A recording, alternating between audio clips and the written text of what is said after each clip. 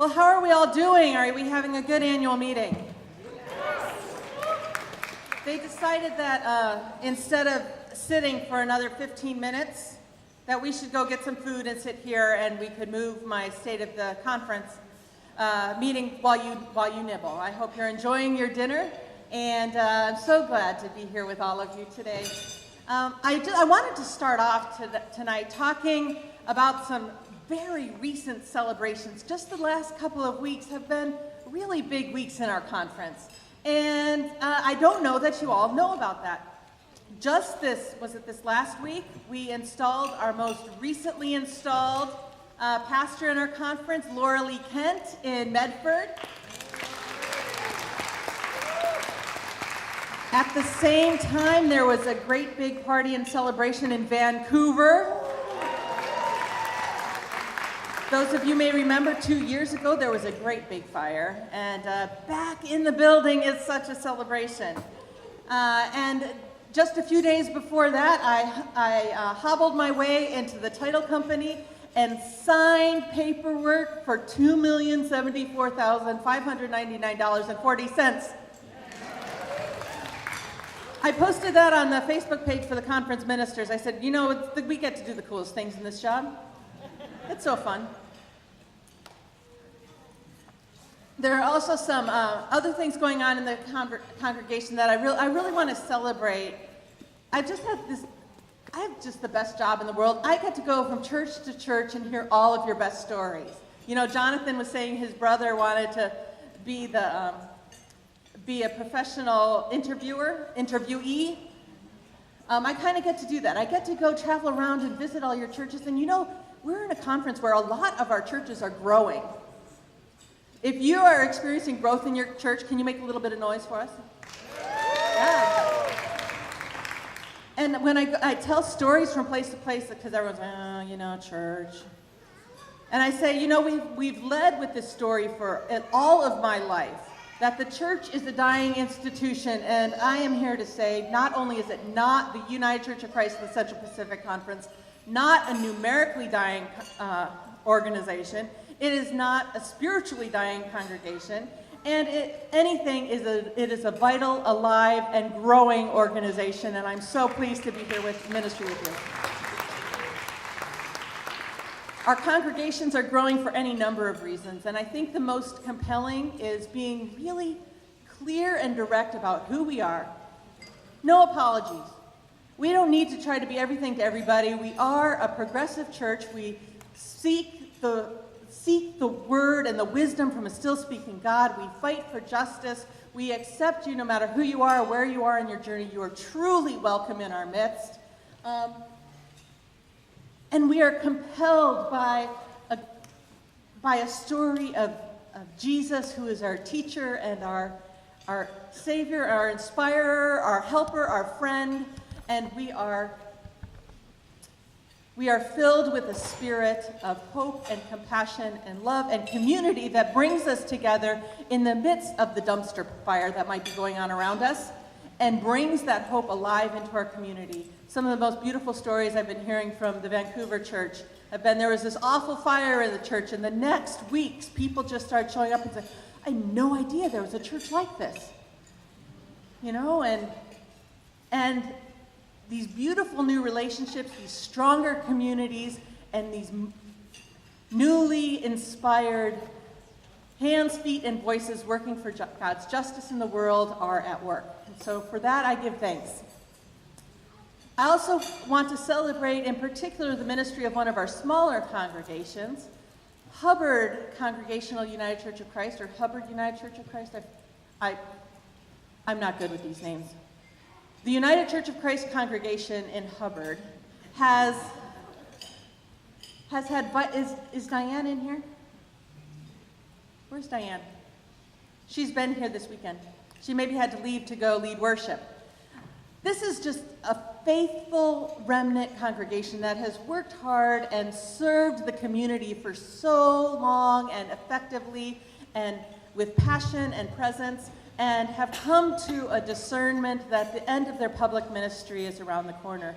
Their last worship service will be December 2nd, and we celebrate with the members of that congregation that there is a body of Christ beyond beyond that congregation that is ready to love and accept and welcome them, that their experience in the United Church of Christ in Hubbard has transformed their lives in ways that will continue to transform the communities they become involved with into the future. So we are saddened and we celebrate.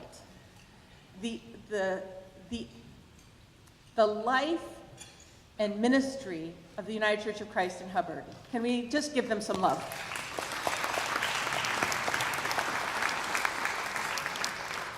This has been a pretty fantastic year for me. I am so honored to be serving as the designated term conference minister here in the Central Pacific Conference. And Debbie kept bugging me. Molly, have you written an annual minister's report yet? Molly, are you going to get me an annual minister's report yet? I'm like, I have to write paragraphs. I can't even sit up without falling over. I'm so dizzy. And so I ended up with this as my annual report. I felt it was consistent with our participatory leadership and graphic facilitation efforts. It is now available on the Google Drive, so you can read all the details of my work this last year. But so much of my work this year has been just the metaphor that just popped into my mind was riding the wave of transformation. And then I thought, oh my gosh, that wave earlier in February just threw me off. But in some ways, it was transformative even to our work as a conference. That wave hit me in the 15-minute break I took between setting up for the board retreat and the board retreat actually starting. So I walked down to the beach. It was a terrible day, and this rogue wave pushed up all the way up the trail and knocked me down. And I was underwater. I lost my glasses. It was a mess. And in that process, I broke my ankle quite badly. And I was 300 yards from the meeting space and alone, and really afraid that another wave was going to sneak up the path. So I walked back to the meeting, and it was at a conference center like a camp center, where the meeting room is adjacent to the bathroom with the showers, those kinds of places. So I walked straight in. I went straight to the shower. I said, Linda, would you take care of my clothes? Which tells you some place in my state of mind. I'm not really quite that open to vulnerability that easily. Quite that level of vulnerability. And then I went in and I said, no, I'll stick around. I want to lead opening worship. And then as I was wrapping up that opening worship, I said, and then I think, Tara, would you mind driving me to the emergency room? And so our plans were detoured a little bit. And I came back that night after several hours at the emergency room, and this idea had been born of the Starling Project. We came in starting with this idea of something boring like, we need to do a listening project around the conference. And I'm like, oh yeah, the history of that is people listen for what they hear what they've been listening for, and so who really believes in that happening? It's sort of like the visioning project at church, that we have to stop calling a visioning project because the last 14 of them actually didn't result in anything. So we've come up with some creative name for it to be something else. So we had the beautiful Starling Project, and we had this amazing facilitator, and the board was so energized by the end of that first day, just this huge energy, and I had nothing to do with it other than setting the stage. And this sort of God was so present and transformed the members of the board, and you heard their energy all day today, their excitement about the work and the potential and the vision for this conference. I've never seen a vision coalesce quite so completely. And we went out and had so much fun talking with all the churches as a board. And in addition to that, I did a ton of traveling this year. I wrote it down. That's in my pretty report here. I've been to Idaho 6 times, Cleveland 4 times, Pendleton a couple of times, Philadelphia, Los Angeles, the Bay Area a couple of times, Phoenix a couple of times, Washington, D.C. for the remembrance of Martin Luther King Jr.'s 50th anniversary of his assassination and that march on Washington. Been to the Oregon coast with mixed results. I've been to Seattle and I've been to Hawaii for the Western Region Youth Event. You know, that's a lot of miles, and it's all about being with you, face to face, and in conversation, and building relationships, and being in community. We gather here today, and I look around, and I'm like, oh, I know you. We had this conversation, and I remember that you were interested in such and such, and you're doing a ministry with veterans, and you had brain cancer that you recovered from, and it's really remarkable, and you did this, you know. And I look around the room, and there's this richness of experience, and then there are new faces, too, that I don't know yet. And I'm just so excited to have the opportunity to meet you and and find out what gifts you are bringing to the ministry that is all of our ministry as the Central Pacific Conference. Through our Starling Project, I really heard the first thing I heard from after our Starling Project meetings, for those of you who participated in, was, what is anybody going to get out of these conversations? Did anyone say that after they participated in Starling Project? Yeah, a few of you, okay. You're hiding your hands because now you're seeing the end results. But we asked all these weird oblique questions, but it was almost magical, because once you saw the mass of data, words just jumped out. Connection, impact, stronger together, not alone. Just this real passion for justice in this conference, but always with the question, how can we make a bigger, stronger impact? Always this desire within this conference to be more connected, to know that we're not in this together, to learn each other's stories and be inspired by each other's ministries, and not feel like what we're doing is this little vacuum, silent little corner of our world that doesn't matter, that's nothing like anybody else, because in our communities, it's nothing like anybody else in our communities doing, so certainly we're all alone in that.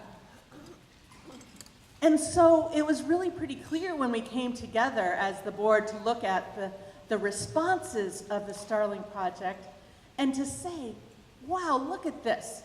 There are some really clear directions with very vague specifics.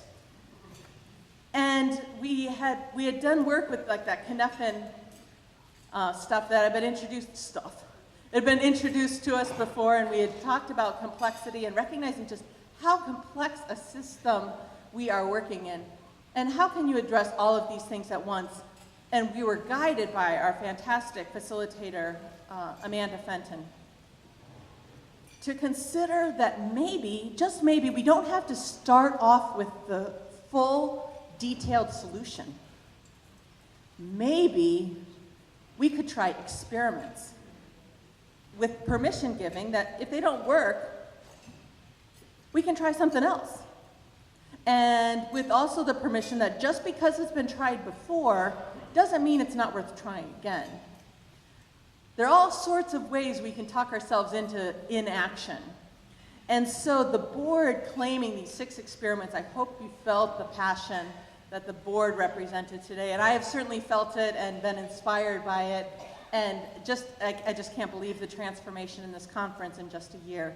And I can't imagine how significant the transformation will be in another coming year. You know, my grandfather, when he was, my grandmother died at 93 or 94 from Alzheimer's, and my grandfather had been her caregiver. And he lived another couple years after her passing. And the whole time he said, Molly, change is hard.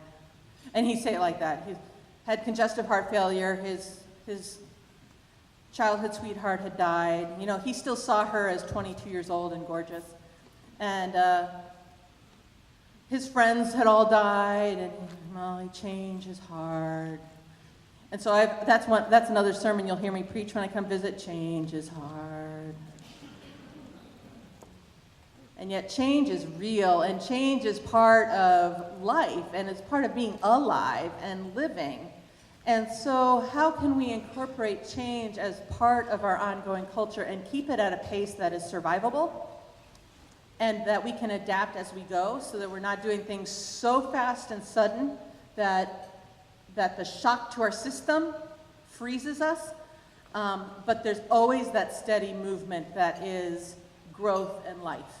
It's a tricky balance to try to come to, but I think that's our goal moving forward. I think one of the experiments in particular that we raised was talking about the three priorities that we defined as a conference. And I don't yet have really good words to describe this, but some of you have seen me try to give my description. I'm seeing there's a major shift in conference ministry and how we do work. I think traditionally conference ministry has worked to serve churches like this. And we need to start serving churches like this. If you have good words for this and this, let me know. I'm working on that. That's one of my goals for this year.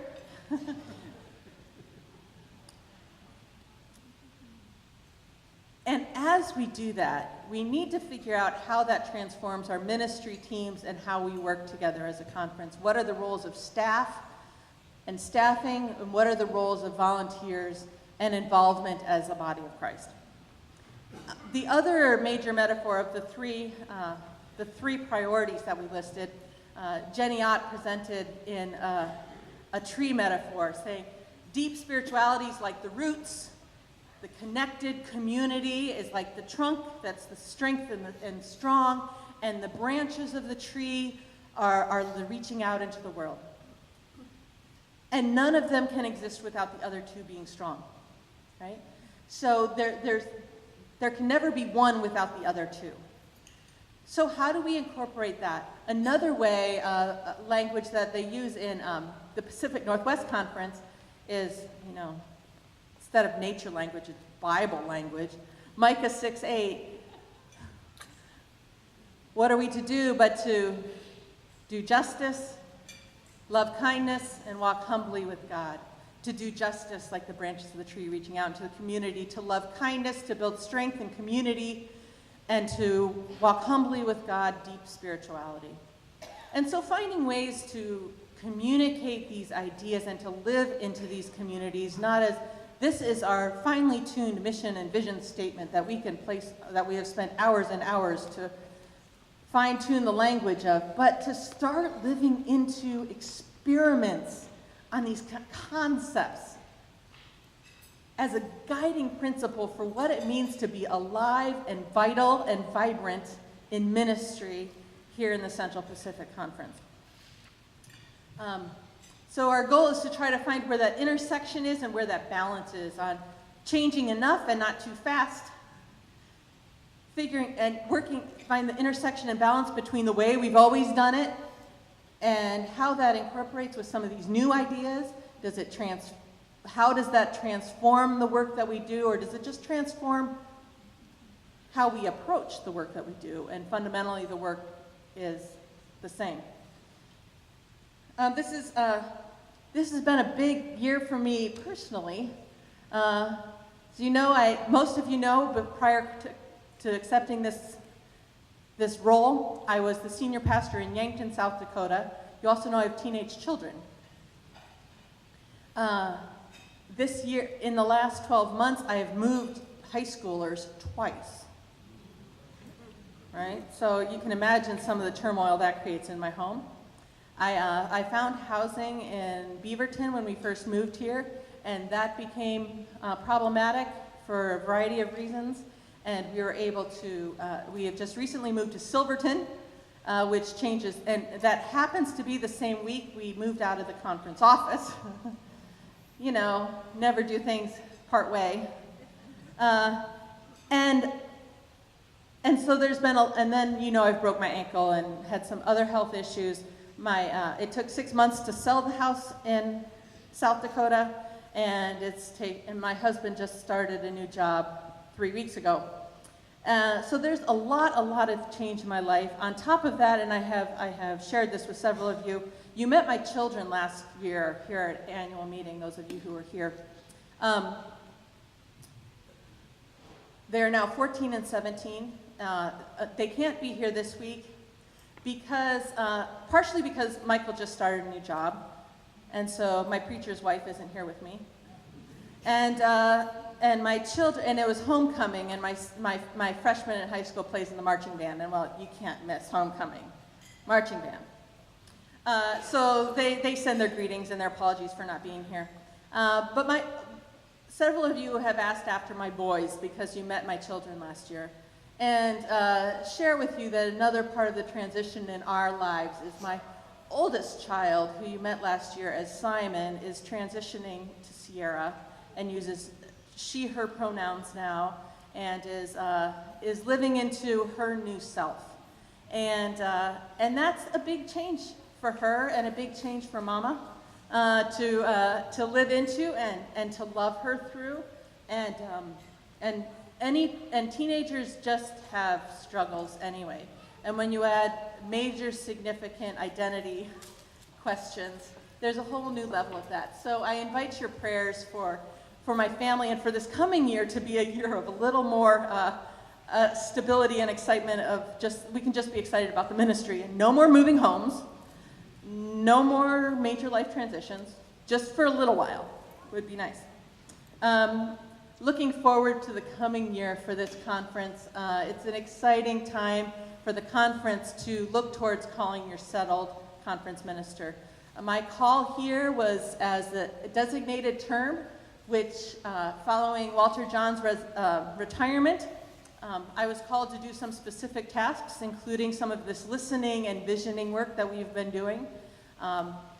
As an interim, and the